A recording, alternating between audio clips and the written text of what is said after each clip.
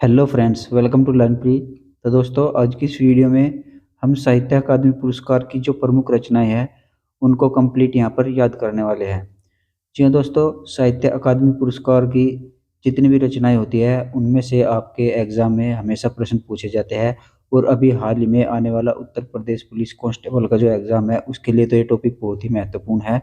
तो इस वीडियो में आपको मैं सारी रचनाएं कंप्लीट कराऊंगा जो आपके किसी न किसी एग्जाम में पूछी गई है और आगे भी पूछने की संभावना है। तो अगर आपकी परीक्षा में इस टॉपिक से प्रश्न बनता है तो मुझको पूरा विश्वास है कि आपको इसी वीडियो से वो प्रश्न यहाँ पर आपको मिल जाने वाला है। तो चलिए वीडियो को शुरू करते हैं। तो देखिए, सबसे पहले बात करते हैं यहाँ पर साहित्य अकादमी पुरस्कार की जो शुरुआत हुई थी वो कब से हुई थी। तो साहित्य अकादमी पुरस्कार की जो शुरुआत हुई थी वो 1955 से हुई थी। और 1955 में यहाँ पर जो सबसे पहला साहित्य अकादमी पुरस्कार मिला था वो हिम तरंगिनी रचना को मिला था। और इसकी रचना यहाँ पर माखनलाल चतुर्वेदी ने की थी। यहाँ पर आप देख सकते हैं। तब इसको आप याद कैसे करेंगे, देखिए आपको इनको एक दूसरे से रिलेट करके याद करना है। मैंने अपने तरीके से जिन जिन रचनाओं को रिलेट करके याद कर रखा है वो मैं आपको यहाँ पर बता दूंगा। लेकिन आपको अपने से ही इनको रिलेट करना होगा। अपने आसपास आस पड़ोस में जो भी आपको मिलता जुलता नाम मिले उनको आपको उनसे रिलेट करके इनको याद कर लेना है, अन्यथा आपके ऐसे याद नहीं होगी। ठीक है। तो जैसे कि मैं यहाँ पर देखिए हिम तरंगिनी माखनलाल चतुर्वेदी, इसको कैसे रिलेट किया है। तो देखिए हिम हिम का मतलब होता है यहाँ पर बर्फ। और जो माखन होता है उसका कलर कैसा होता है, सफ़ेद कलर। और हिम का कलर भी सफ़ेद होता है। तो यानी जो हिम होता है यानी जो बर्फ़ होता है और जो माखन होता है वो बर्फ़ के समान ही कुछ देखने में लगता है कुछ कुछ। तो इस तरीके से मैंने इसको थोड़ा थोड़ा रिलेट करके याद कर रखा है। तो आप इसको याद कर सकते हैं। और यहाँ पर देखिए दूसरी रचना है यहाँ पर पद्मावत संजीवनी। इसकी रचना यहाँ पर देखिए वासुदेव शरण अग्रवाल ने की थी। और इनको इनकी इस रचना पर ही 1956 में साहित्य अकादमी पुरस्कार मिला था। ठीक है। तो पद्मावत संजीवनी वासुदेव शरण अग्रवाल। ठीक है, इसको आपको याद रखना है। फिर तीसरा है यहाँ पर मध्य एशिया का इतिहास। इसकी रचना यहाँ पर राहुल सांस्कृत्यायन ने की है 1958 ईस्वी में। ये जो रचनाएं करते थे वो अपनी यात्रा के आधार पर करते थे। ये विदेशों में भ्रमण करते थे, अलग अलग जगह पर जाते थे और उसी के आधार पर ये यहाँ पर इसको लिख देते थे। तो इन्होंने मध्य एशिया का इतिहास लिखा है और इस पर इनको साहित्य अकादमी पुरस्कार भी मिला है। अगली रचना है यहाँ पर संस्कृति के 4 अध्याय। तो देखिए संस्कृति के 4 अध्याय रामधारी सिंह दिनकर जी ने लिखी है और इनको साहित्य अकादमी पुरस्कार मिला है 1959 में। अगली रचना है यहाँ पर कला और बूढ़ा चांद। कला और बूढ़ा चांद सुमित्रा नंद पंत की ये पर रचना है और 1960 में इसको भी साहित्य अकादमी पुरस्कार मिला है। अगली रचना है यहाँ पर भूले बिसरे चित्र। इसकी रचना यहाँ पर की है भगवती चरण वर्मा ने। भूले बिसरे चित्र भगवती चरण वर्मा। इससे अगली रचना है यहाँ पर कलम का सिपाही। कलम का सिपाही, इसकी रचना यहाँ पर अमृत राय ने की है और ये बहुत ही इंपॉर्टेंट है, बार बार परीक्षा में पूछा जाता है। तो इसको आपको यहाँ पर याद रखना है। अगली रचना है यहाँ पर आंगन के पार द्वार। तो आंगन के पार द्वार अज्ञे जी की रचना है।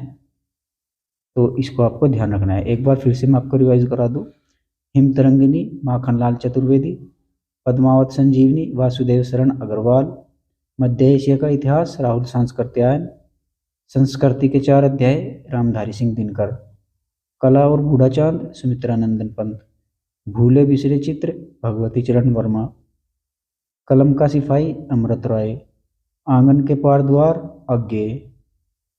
तो इस तरीके से आप इनको याद रख सकते हैं। तो चलिए अब अगले पेज पर देखते हैं। तो अगली रचना है यहाँ पर रस सिद्धांत, डॉक्टर नागेंद्र, इसके द्वारा इनकी यहाँ पर रचना की गई है। तो देखिए रस सिद्धांत और इसको और कैसे रिलेट करेंगे। जो नागेंद्र से बन जाएगा आपका नाग, और नाग में क्या होता है जहर, और जहर को एक तरीके से रस मान लीजिए। तो रस यहाँ पर ऐसे है और नागेंद्र रस। ठीक है, जो मैं रिलेट करके बताता हूँ ये एग्जैक्ट तो नहीं होती लेकिन आप इनको थोड़ा थोड़ा रिलेट कर सकते हैं। आप किसी और तरीके से इसका आइडिया लगाकर रिलेट करके इनको याद रखने की कोशिश कर सकते हैं। ठीक है। अगली जो यहाँ पर रचना है वो है यहाँ पर दो चट्टानें। इसकी जो रचना की थी वो हरिवंश राय बच्चन ने की थी। तो देखिए इसको कैसे याद रखेंगे, दो चट्टानें। तो आपने अमिताभ बच्चन का नाम सुना होगा, उनको देखा भी होगा। तो अमिताभ बच्चन कैसे है, हाइट में बहुत लंबे हैं, यानी वे चट्टान के समान है। ठीक है, हाइट में बहुत लंबे हैं ना अमिताभ बच्चन, तो वे चट्टान के समान है। तो अमिताभ बच्चन जी के पिताजी का क्या नाम है? हरिवंश राय बच्चन। तो ये हरिवंश राय बच्चन अमिताभ बच्चन के पिताजी ही है। तो इन्होंने इसकी रचना की है दो चट्टानें। तो अमिताभ बच्चन चट्टान की तरह ऊंचे हैं और उनके पिताजी का नाम हरिवंश राय बच्चन है, तो इन्होंने इसकी रचना की है। इस तरीके से आप इसको याद रख सकते हैं। ठीक है, तो देखिए यहाँ पर ये है, यहाँ पर मिस्टेक हो गया वर्तनी में, इसकी कोई दिक्कत नहीं है। अगली रचना देखिए यहाँ पर आलोक पर्व। आलोक पर्व हजारी प्रसाद द्विवेदी ने इसकी रचना की है। तो देखिए आलोक पर्व, आलोक मतलब क्या होता है? जब सूर्य निकलता है सुबह सुबह का जो प्रकाश होता है उसको आलोक बोलते हैं। और जब सुबह सुबह प्रकाश निकलता है तो सब मंदिरों में जाते हैं और मंदिरों में जाकर वहां से निकलते हुए प्रसाद बांटते हैं। तो इस तरीके से इसको याद रख लेना है, हजारी प्रसाद। तो हजारी प्रसाद मंदिर से निकलते वक्त सुबह के टाइम, और सुबह आलोक यानी सब जगह प्रकाश फैल जाता है, आलोक पर्व हजारी प्रसाद द्विवेदी। ऐसे रिलेट करके मैंने इसको याद किया था, सो मैंने आपको बता दिया। आप अपने तरीके से भी इसको याद कर सकते हैं।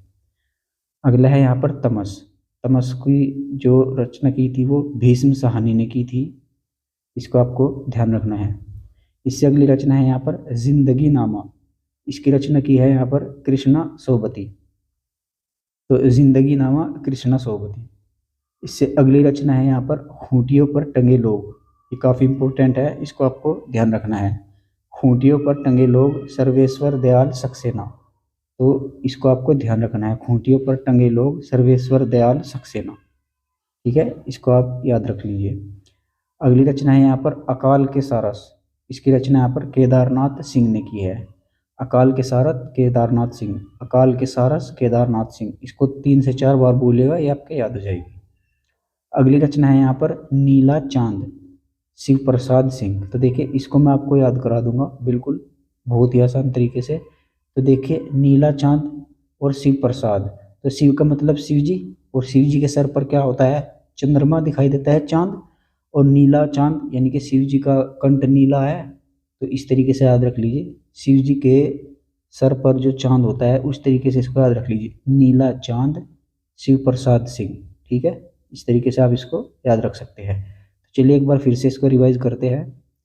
रस सिद्धांत डॉक्टर नागेंद्र, दो चट्टाने हरिवंश राय बच्चन, आलोक पर्व हजारी प्रसाद द्विवेदी, तमस भीष्म साहनी, जिंदगी नामा कृष्णा सोबती, खूंटियों पर टंगे लोग सर्वेश्वर दयाल सक्सेना, अकाल के सारस केदारनाथ सिंह, नीला चांद शिव प्रसाद सिंह। तो उम्मीद करता हूँ आप इनको याद रख लीजिएगा। तो चलिए कुछ और यहाँ पर देख लेते हैं। यहाँ पर है मुझे चांद चाहिए, सुरेंद्र वर्मा। यानी मुझे चांद चाहिए, इसकी रचना यहाँ पर सुरेंद्र वर्मा ने 1996 में की थी। तो इसको आप याद रख सकते हैं। अगला है यहाँ पर कितने पाकिस्तान। इसका है यहाँ पर कमलेश्वर। तो देखिए मैंने इसको कैसे रिलेट किया था। हमारे पड़ोस में एक कमलेश्वर नाम का आदमी है, वो बेचारा इतना पढ़ा लिखा नहीं है, कम पढ़ा लिखा है। तो उसने एक दिन क्या प्रश्न पूछा कि कितने पाकिस्तान है दुनिया में, कितने पाकिस्तान। तो उसने कहा कि भाई कितने पाकिस्तानी, पाकिस्तान तो एक ही है। तो मैंने उसी से इसको याद कर लिया कि कमलेश्वर ने एक बार ये कहा था कि कितने पाकिस्तान। तो आपके भी पड़ोस में कोई इस नाम का आदमी हो तो आप उससे इसको रिलेट करके याद रख सकते हैं। तो कमलेश्वर ने कौन सी रचना की है? कितने पाकिस्तान। ठीक है, अगला है यहाँ पर कोहरे में कैद रंग। इसका है यहाँ पर गोविंद मिश्र, यानी कि कोहरे में कैद रंग, इसकी रचना गोविंद मिश्र ने की थी। तो चलिए मैं इसको भी आपको याद कराता हूँ। तो देखिए आपने इंस्टाग्राम पर रील देखते होंगे और सर्दियों का मौसम है तो आपने एक रील बहुत ही वायरल होती हुई दिखी होगी, पड़ने लगी है कड़ाके की सर्दी। ठीक है, वो गाना सुना होगा। तो वो गाना किसका है? गोविंदा का है। उसमें गोविंदा एक्टिंग करते हैं और जो सर्दी पड़ती है वो सर्दियों में ही कोहरा पड़ता है। तो सर पड़ने लगी है कड़ाके की सर्दी गोविंदा का गाना है और सर्दियों में ही कोहरा पड़ता है। तो कोहरे में कैद रंग गोविंद मिश्र। ठीक है, इस तरीके से इसको आप रिलेट करके याद कर सकते हैं। हो सकता है आपको मैं जो ये रिलेशन बता रहा हूँ आपको थोड़ा फनी लगे, थोड़ा मजाकिया लगे, लेकिन याद करना है, आप कुछ भी कर लीजिए, इससे कोई दिक्कत नहीं है। चलिए अगला यहाँ पर देखते हैं हवा में हस्ताक्षर, कैलाश वाजपेयी। ये बहुत ही महत्वपूर्ण रचना है, इसको आपको याद रखना है, ये पेपर में आपको मिलेगी ही मिलेगी। तो हवा में हस्ताक्षर कैलाश वाजपेयी की ये रचना होने वाली है। इसको आपको डबल स्टार मार के याद करना है, ठीक है। अगली रचना है, देखिए अब जितनी भी रचना यहाँ से शुरू हो रही है काफ़ी महत्वपूर्ण है, क्योंकि ये लेटेस्ट है, ताजी ताजी, और इन्हीं से ज़्यादातर आपके प्रश्न बन जाते हैं। तो देखिए अगली रचना है यहाँ पर, पत्थर फेंक रहा हूँ। पत्थर फेंक रहा हूँ, इसकी रचना यहाँ पर की है चंद्रकांत देवताले। तो इसको आप कैसे रिलेट करेंगे, यानी कि कोई चांद पर चढ़ा हुआ है और वहाँ से पत्थर फेंक रहा है, ठीक है। इस तरीके से याद कर लीजिए, कोई चांद पर चढ़ा हुआ है और वहाँ से वो पत्थर फेंक रहा है। तो इस तरीके से आप इसको याद कर सकते हैं। चंद्रकांत देवताले, इन्होंने रचना की है पत्थर फेंक रहा हूँ। इससे अगली रचना है यहाँ पर, मिलजुल मन। तो इसका यहाँ पर हो जाएगा मृदुला गर्ग। तो इसको कैसे याद करेंगे, इसका तो मिलता जुलता ही नाम है, इसको तो मैंने ऐसे याद किया है, मिलजुल मन मृदुला गर्ग, मिलजुल मन मृदुला गर्ग, मिलजुल मन मृदुला गर्ग। ऐसे 5 से 7 बार करेंगे तो आपके दिमाग में हिट कर जाएगी, ठीक है।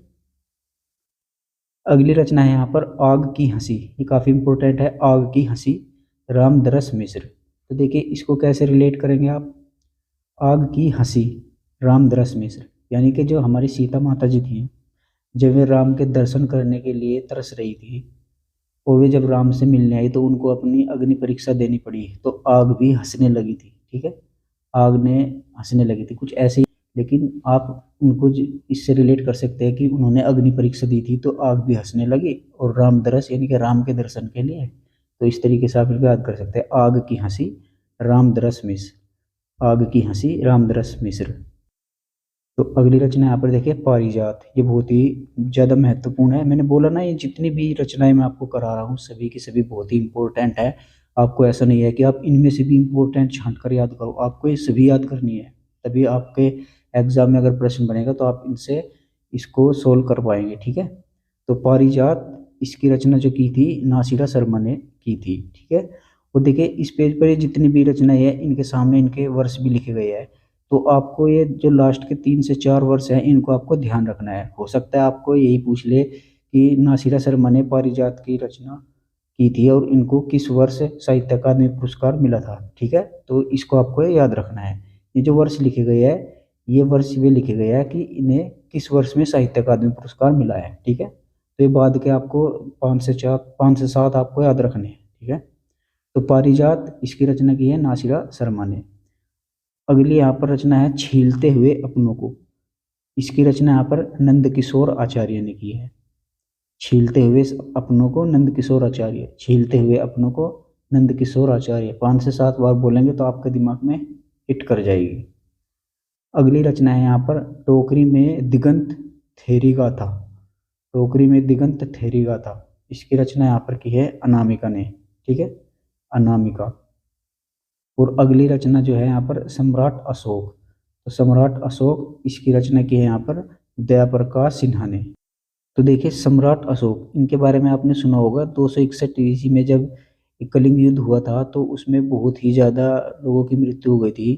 तो उस नरसंहार को देखकर इनके मन में दया आ गई थी, यानी इनके मन में दया का प्रकाश उत्पन्न हो गया था, तभी से ये उदारवादी राजा बन गए थे। तो सम्राट अशोक एक उदारवादी बन गए थे, तो देखिए उनके मन में दया आ गई थी, तो यानी कि दया का प्रकाश, दया प्रकाश सिन्हा, सम्राट अशोक। सम्राट अशोक एक दयालु बन गए थे युद्ध के बाद, तो दया प्रकाश सिन्हा। तो इस तरीके से आप इसको याद रख सकते हैं।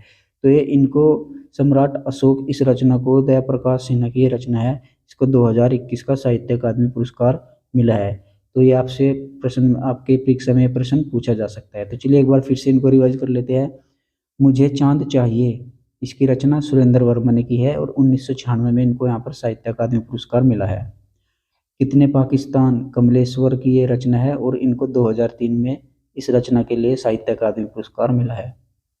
कोहरे में कैद रंग, गोविंद मिश्र ने इसकी रचना की है और इनको भी 2008 में साहित्य अकादमी पुरस्कार मिला है। अगली रचना है यहाँ पर, हवा में हस्ताक्षर। ये रचना यहाँ पर कैलाश वाजपेयी की है और इनको 2009 में इस रचना के लिए साहित्य अकादमी पुरस्कार मिला है। अगली रचना है यहाँ पर, पत्थर फेंक रहा हूँ। चंद्रकांत देवताले ने इसकी रचना की है और 2012 में इन्हें भी साहित्य अकादमी पुरस्कार मिला है।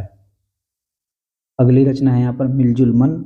मृदुला गर्ग ने इसकी रचना की है, 2013 में साहित्य अकादमी पुरस्कार इनको मिला है। अगली रचना है यहाँ पर, आग की हंसी। इसकी रचना यहाँ पर रामदरस मिश्र ने की है और 2015 में इसको यहाँ पर साहित्य अकादमी पुरस्कार मिला है। और ये यहाँ पर आपकी हो जाती है महत्वपूर्ण, 2015 की यहाँ पर आपसे पूछ सकता है। ठीक है, अगली रचना है यहाँ पर पारिजात। इसकी रचना जो की है यहाँ पर नासिरा शर्मा ने की है 2016 में, इनको साहित्य अकादमी पुरस्कार मिला है। ठीक है, छीलते हुए अपनों को नंद किशोर आचार्य ने इसकी रचना की है और 2019 में इनको साहित्य अकादमी पुरस्कार मिला है।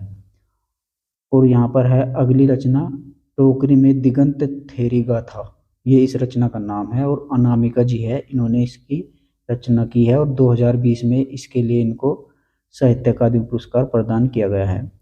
और अब अगली और लास्ट की आपकी जो है सम्राट अशोक, इसकी रचना यहाँ पर दया प्रकाश सिन्हा ने की है, 2021 में इनको इसके लिए साहित्य अकादमी का पुरस्कार मिला है। तो उम्मीद करता हूँ आज की ये रचनाएं आपको याद हो गई होगी। तो वीडियो के डिस्क्रिप्शन में मैं टेलीग्राम चैनल का लिंक दूंगा, वहाँ पर इसकी आपको PDF मिल जाएगी, वहाँ से इसको डाउनलोड कर लीजिएगा और इसको 1 से 2 बार दोहरा लीजिएगा। एग्ज़ाम तक आपको इसको 1 से 2 बार हर हफ्ते दोहराना है, तभी आपके पक्के याद होंगे। और कितना टाइम लगेगा इसको याद दोहराने में, ज़्यादा से ज़्यादा 2-3 मिनट, बस इतने समय लगेगा और आपके पक्के याद हो जाएंगे। तो उम्मीद करता हूँ ये वीडियो आपको पसंद आया होगा। वीडियो पसंद आया हो तो इसको लाइक कर दीजिएगा और अगर आपको किसी और टॉपिक पर वीडियो चाहिए तो नीचे कमेंट करके बता दीजिएगा, मैं आपको उस टॉपिक की बहुत ही सरल तरीके से याद कराने की कोशिश कर दूंगा। ठीक है, तो आज की इस वीडियो में बस इतने ही, मिलते हैं अपने अगले वीडियो में, तब तक के लिए धन्यवाद।